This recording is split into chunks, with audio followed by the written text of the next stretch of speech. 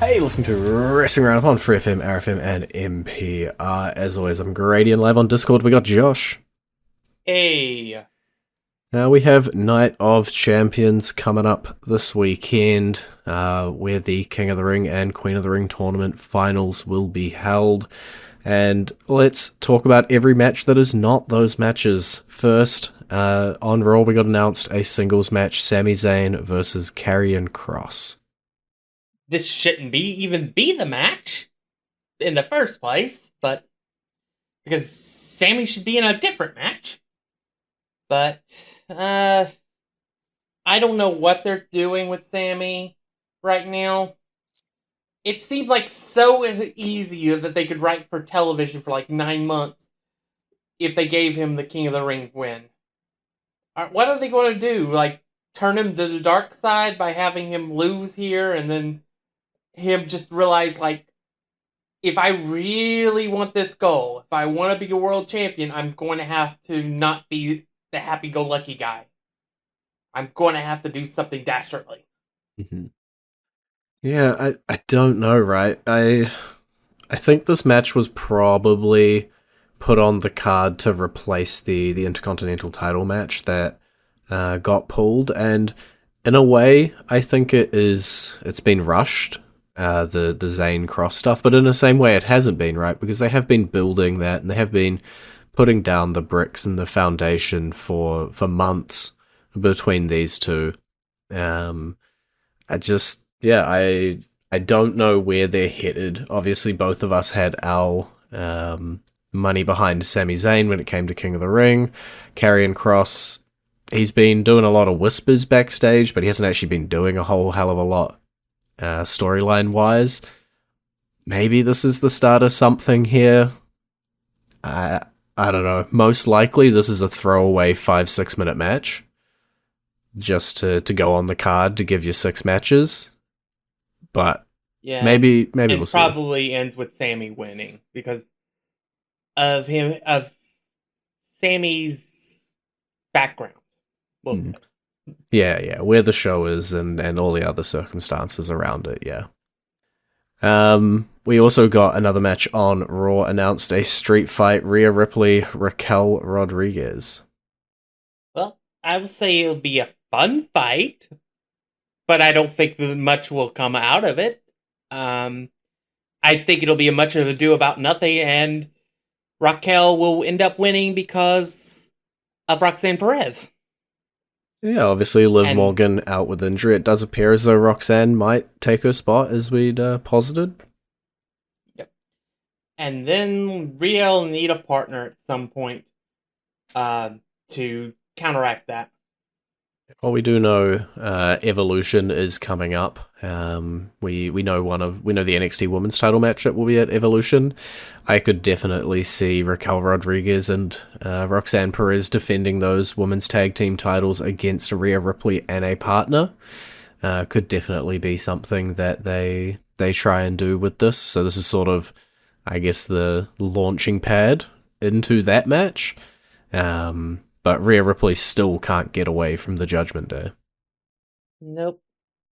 Uh, yeah, the Intercontinental title match has been pulled in storyline because of Dominic's injury. Can't gonna have Dominic Mysterio versus AJ Styles, but we do still have the United States Championship on the other side. Jacob Fatu coming in as champion, going up against Solo Sikoa. Ah, Jacob has to win, right? Surely. Yeah. Um, it. I don't really know. This feels like it feels like too early, and also not like it's like the first step in like a larger thing at the same time, doesn't it? Yeah, similar to the Sami Zayn Karrion Cross, I would say that it was rushed, but also it wasn't rushed because it's been built for months. So I it makes sense after the events of Money in the Bank. Um, so, but it this feels like it's just the first. It could be the first match in a series of matches between these two that uh progressively get like more intense. Or Jacob Fatu could just completely destroy Solo Sikoa and Solo Sokola gets sent to the bottom of the card, and we never see or hear from him much going forward. Yeah, we'll have to see because there's so many components, right? Solo Sokoa does have JC Mateo at his side. Um, the Tongans are floating around, and you know the mind does automatically flick to Bloodline v Bloodline kind of storylines when we do see this splitting or this fragmentation, but Jacob Fatu also gives off the aura that he's a bit of a lone wolf, doesn't necessarily need all of this crew behind him. Maybe that'll be his downfall here. Maybe Solo Sokoa does squeeze out a win because he does have that crew or that support that Jacob doesn't have. The most logical outcome is Jacob still winning. I think there's still juice in Jacob versus JC, which could be something that you could do after this. If this is a one and done, I would be shocked. For all of the Bloodline 2.0 storyline to just end in a one-off match between Fatu and Sikoa at Night of Champions it wouldn't be the weirdest thing, but it would be a weird one. Yeah, I agree. That's why I said it feels like this is a this has been brewing and stuff, but it feels like this could have been further down the line, but also it feels like just the first step in multiple matches between these two men, or between the faction and Jacob Fatu. Depends on how they want to go. Yeah, we do have SummerSlam around the corner as well, so that's always something that we've got to look to, similar to when WrestleMania's around the corner. What matches are we going to get there? What feuds are going to extend that far? So some combination of Bloodline Implosion probably going to be featured at SummerSlam, I would have to guess. Especially with it being the first SummerSlam that'll be 2 nights. Mm. That's something we also have to remember is that SummerSlam is not going to be the usual type of SummerSlam that we're used to. Yeah. Well, we've also got the WWE Championship on the line. John Cena coming in as champion and CM Punk standing across from him. Af you know, last week I would have said there's no way Punk wins. Right? After CM Punk basically mocks the pipe bomb on Friday, I'm kind of 50-50 now. I Yeah. still don't see Punk winning, especially with our King of the Ring finals. Um, but it wouldn't surprise me, to be honest. Yeah, I think they've done, and I think that's a testament to the build, right? If the build has taken what was a sure thing and we're now considering the other competitor, then they've done the right thing. And it's just been John Cena really getting that upper hand. He has twisted the knife a little bit more into his heel persona. He's, as you said, mocked the pipe bomb. He's done a few other things, and he's being a bit more dastardly rather than just complaining. I've liked what I've seen from him in the last few weeks. I think I'll like the John Cena CM Punk match. But you're right, when you look at the two King of the Ring finalists and knowing, they're both on SmackDown, that the winner probably faces the WWE champion. I don't know if either of them versus CM Punk works, whereas both of them versus Cena works. Whether I want to see them or not. There is one element that we do need to consider real quick. Mm-hmm. If CM Punk does in fact win how long will he hold the title? Because that briefcase is in play. True. And you could totally see Seth Rollins immediately cashing in on CM Punk. Yeah. I think you've always got to consider that briefcase in play. CM Punk and Seth Rollins both also being Raw superstars, I think, complicates this. Even another factor. We'll have to see. But with the briefcase, it would transfer to the other show. Yeah, it would be Um, like CM Punk wins it, brings it to Raw, Seth Rollins cashes in, and I guess automatically becomes a SmackDown superstar kind of guy. yeah. And then the Orton and Rhodes would still make sense being the finals Yeah. if you have either of them versus uh, Seth to try to bring the title, maybe try to bring the title back to SmackDown. Yeah, I think like I love the options that we're talking about and all these things. Most likely this is going to end in a John Cena win. Dastardly means the same as his last few title matches. You know, not saying it's going to be bad or paint by numbers, but that I presume this John Cena title reign is trying to tell a greater story, something that will go through SummerSlam and something that will be later on in the year. If he loses to CM Punk now, I don't quite know. It sort of leaves a few too many threads hanging, I think. But the narrative can always change.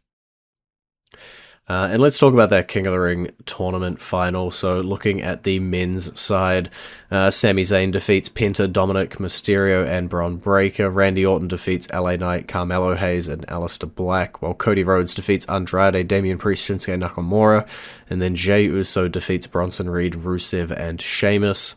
In the semifinals, Orton beats Zayn, Rhodes beats Uso, and that leads us to our grand finals. Randy Orton, Cody Rhodes. Winner most likely faces John Cena at SummerSlam. Blah, blah, blah, blah, blah. God, I hate this final. Um, I'm going to pick option 3. Neither wins, and it ends up being Yeah. a triple threat. Yeah, threw that out in the group chat, and I think it might be my preferred option. Yeah. Neither of these guys needed this particular accolade to get a match with Cena if they really wanted to. I guess it kind of makes sense that maybe uh, you could have Cody win it through here because Cena could be considered ducking him for a rematch. But neither of these needed this. This tournament was set up for somebody like Sammy to win and launch their career into the main event. But no, we went Orton Rhodes, which we wanted to have these two go against each other last year when Rhodes was champion. We never got it, so we finally get that match. But why now? Why this stipulation? Why this? Yeah, I'm obviously not mad, as you say, that Orton and Rhodes are going head to head. It is a clash that I do want to see. It's just, you know, I've seen Randy Orton versus John Cena. I've seen Cody Rhodes versus John Cena. We are tight on dates when it comes to John Cena's retirement tour. He can only defend that title so many times at big pay-per-views. I don't really want to see either of those matches again. And especially because if you do, the most likely outcome out here where Cody Rhodes comes out on top, we do Rhodes Cena again at SummerSlam. Either Cena wins again and really makes Rhodes look like a chump, or the John Cena title reign is over mid-year, and we've got to figure something out. Um, yeah, I don't know. A triple threat would make me less mad. We'll have to see, but you know, there is possibly a story there if John Cena does walk out, attack both people so that the match ends in a no contest, and he was trying to make it so he'd get no opponent at SummerSlam, but they haven't really laid the groundwork as much for that, I think. Could still happen, but who knows. Jumping over to the women's side, who will be the queen of the ring? We saw Roxanne Perez defeat Rhea Ripley, Liv Morgan, and Kairi Sane. Jade Cargill defeat Michin, Nia Jackson, Piper Niven. Alexa Bliss defeat Alba Fire, Candice LeRae, Charlotte Flair. While Asuka defeated Ivy Nile, Raquel Rodriguez, and Stephanie Vicure. In the semi-finals, Jade Cargill beat Roxanne Perez and Asuka beat Alexa Bliss, leading us to our grand final, Asuka versus Jade Cargill. I think this is going to be one of those like ultimate tests for Mhm. Jade. See how far she has actually come. And I thought the match she had with Roxanne was pretty good. Um, Even though it pissed off a certain ex Raw writer that we shall not name. Uh, but yeah, so I love. It is interesting that it is Asuka's return. She should be seen as unstoppable, but at the same time, Jade Cargill is literally the juggernaut here. Um, so it's be interesting seeing what happens when the immovable object does meet uh, the unstoppable object. But I think Jade Cargill wins because I think we are steaming down the road to Jade Cargill versus Naomi for the title at SummerSlam. Mhm. And then after that, who knows? Well, that's what I think is interesting about this one, right? Because on one side, if Asuka wins, it's Io Sky versus Asuka. On the other side, if Jade Cargill wins, Jade Cargill versus Tiffany Stratton, with Naomi with that briefcase. Titles can change at Evolution, titles can change before SummerSlam, but that's what they would be at the moment heading forward. And honestly, I could see either of those matches. I could see Jade Cargill continuing her ascent with Naomi cashing in on her, and I could see Asuka going up against, the former ally in Io Sky. I think I wouldn't be surprised if those were our two feuds heading into SummerSlam regardless. Of who ends up winning this and earning it, if the other one does just end up in a title feud anyway.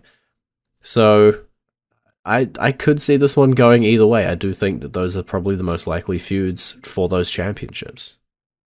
But if you were forcing me to take a pick, I'm also probably picking Jade Cargill. Well, we're gonna go into our entrance theme this week. He returned last week. He's got one more match left in him, and it's Goldberg's theme.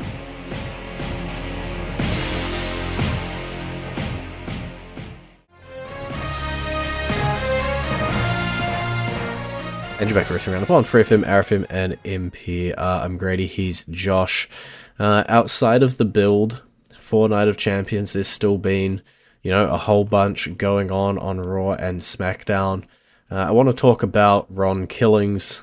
We mentioned his rehiring.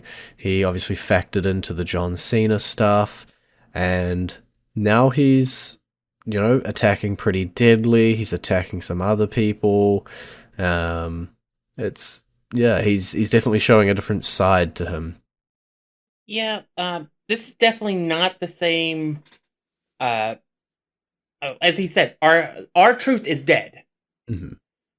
This is not the same person that we've seen for years and years and years, and it's a good thing.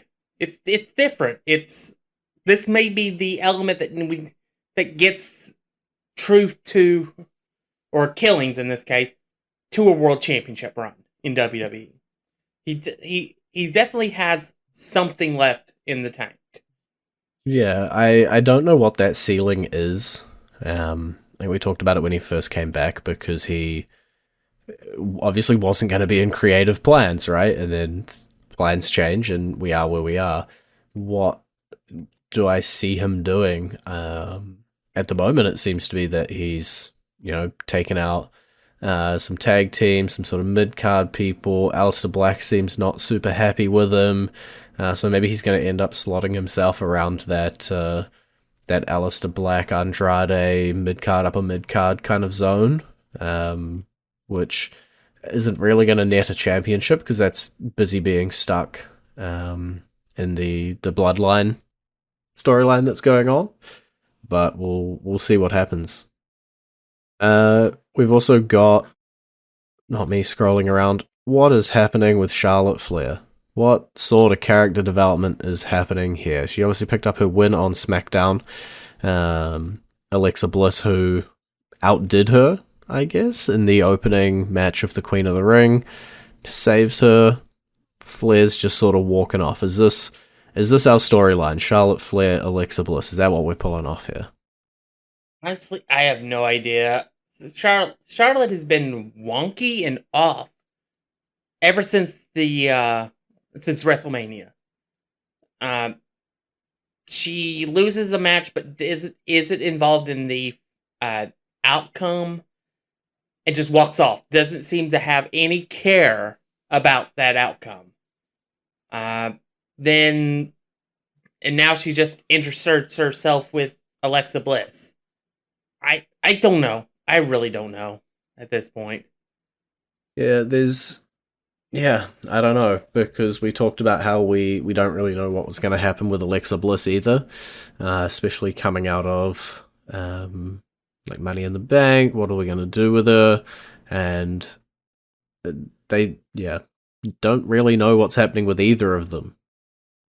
We didn't go fully in the path of Alexa Bliss joining the Wyatt Six. And Charlotte Flair. I can't tell if it's character development in a good way. Well, yeah, don't know what her future is gonna hold right now. If those two are gonna end up together against each other, maybe that's a match for Evolution to fill out the card. Don't know. And then on Raw, talking about the Women Intercontinental Championship was on the line. Becky Lynch versus Bayley. The match that we'd kind of expected after Lynch took out Bayley at WrestleMania, and Lyra shoves her foot in it and ends the match in DQ. Yeah, so we're probably at Evolution going to get a triple threat match between these three women, which I'm fine with. I think it'll be a phenomenal match if that is what we get. Um, but it is somewhat sad that we didn't get a definitive finish for this match. But that could also be something they may be holding off for uh, SummerSlam after the triple threat. Yeah, because as I said in the first half of the show, right, SummerSlam is around the corner. You got to think about what feuds are going to stretch there, what the sort of matchups all are going to be. And if it is a triple threat at Evolution, we don't have a whole lot of time to build a new feud or build a new match between Evolution and SummerSlam. So maybe it is going to be some combination of these women coming out of Evolution heading into SummerSlam. I'd be interested to see what combination. Like, I could see maybe I'm not going to see a Becky Lynch versus Lyra again, and then Lyra Bailey doesn't super line up alignments wise if everybody is staying the same. But if Lyra's going to go into the heel side as she is getting more and more angry at Becky Lynch, possibly something there you could pull off, or maybe Bailey manages to capture the title because the other two are fighting so much at Evolution, and then we get Becky Bailey at SummerSlam to sort of square that away. So the Io Sky at WrestleMania, Of course. basically, is what you just proposed. Yes, do it again.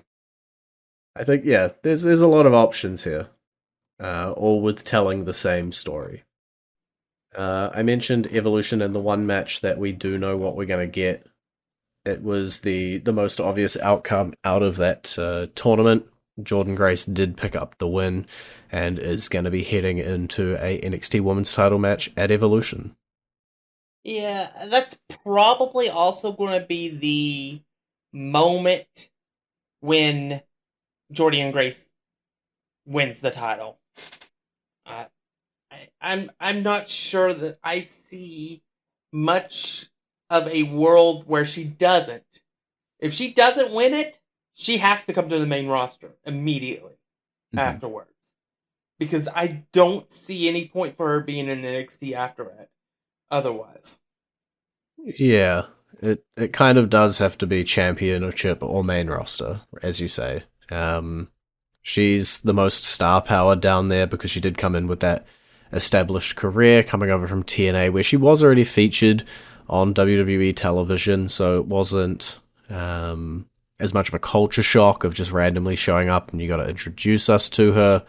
So I don't know. I feel like the most likely is you give it to Grace and you give her a couple months, 3-4 months run, but we've seen stranger things again.